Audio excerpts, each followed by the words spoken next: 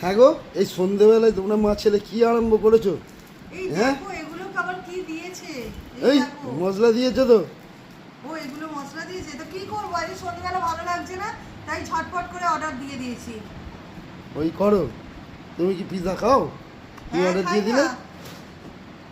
তোমার ছেলে খেতে খায়? ইচ্ছা করে। এই তো দিয়েছে, নাও হয়তো খুলে এই গেছে। তো, খুলে ফেলেছি। ই বাবারে, এই এত ও। বড়!